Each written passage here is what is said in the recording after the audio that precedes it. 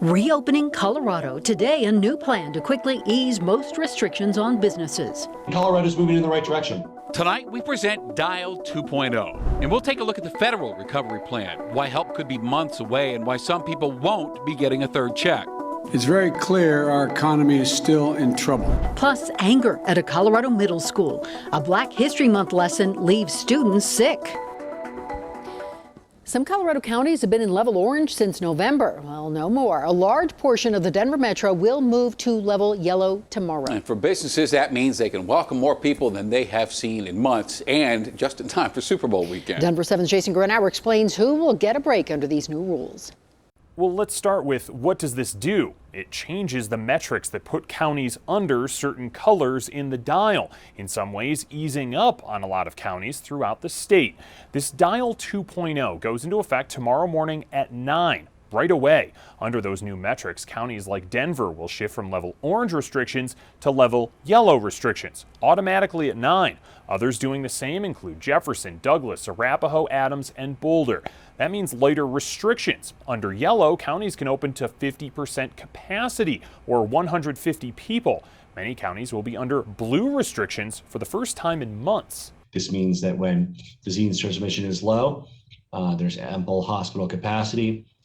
We can sustain a lot greater degree of ability to engage in closer to normal interactions in the final months of the pandemic. And conversely, when counties see a spike, they need to get on it quickly. This Dial 2.0 also includes vaccinations for the first time. Five-star businesses can't move from yellow to blue restrictions until a certain vaccination goal is hit.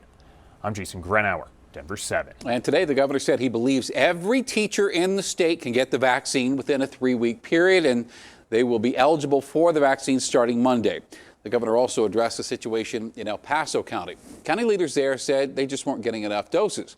State leaders acknowledged a, quote, discrepancy, but today countered that thousands of vaccines are just sitting on the shelf in El Paso County. I'm upset, too, because we want to see every vaccine used within 3 days. If in the future vaccines have to be reassigned, we will seek to keep them in the same community, meaning El Paso County shouldn't worry about those doses going to Denver or Pueblo. But what will occur is we will try to find other providers, and there are many in El Paso County that can successfully get those out. Now, one other note here, state leaders said today they are changing the way they collect vaccine data. They're asking for people's ethnicity so they can then get a better idea of who's getting the vaccine. Current data shows that white Coloradans are getting the vaccine at much higher rates than blacks and Latinos. State leaders say they're looking for ways to close that gap. 34,000 doses of the vaccine were given out today. More than half of those were people receiving their second dose of the vaccine. Now, people over the age of 65 will be able to get the vaccine starting Monday, and the pace is picking up. Nearly 3% of our state is fully vaccinated as of tonight, and more mass vaccination clinics are being planned. This one at the National Western Center will be the first indoor site. SCL Health, which is hosting the event, plans to vaccinate 5,000 people tomorrow.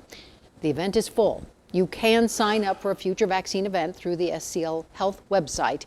And we've also posted some links at thedenverchannel.com/vaccine.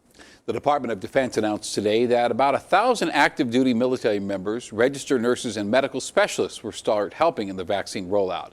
President Biden's COVID relief bill took a step forward in the U.S. House today, and in a party line vote, the House approved the budget plan passed in the Senate this morning. Speaker Nancy Pelosi said today she wants the Democrats to push the bill through the House in 2 weeks. Also, the president said he doesn't feel like there's time to wait for Republicans. We're going to go smaller, so it's just going to take us a lot longer, like until 2025.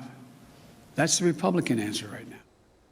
Well, the GOP is not happy. Republicans have offered up their own stimulus plan, which would cost about a third of the Biden plan. And they say their concerns are about the deficit, that the deficit's being ignored. They're not interested in doing the hard work it takes to build consensus. Democrats would like the president to sign the COVID relief bill by mid-March. That is when most federal unemployment benefits are set to expire. Now, the stimulus bill is expected to include another round of direct payments for most families. But not everyone who got one last time will get one this time. Denver7's Joe St. George explains. Stimulus checks. The first time was for $1,200. The second time, it was for $600. This time, for the moment, it's looking like it will be for $1,400. But who will get the latest stimulus checks? We need to target that money. But just because you received a stimulus check last time doesn't mean you're guaranteed to receive one this time. That's because President Biden is considering lowering the income requirement. Since the start of the pandemic, $75,000 a year has been the benchmark for stimulus checks. If you make below that, you received one in full.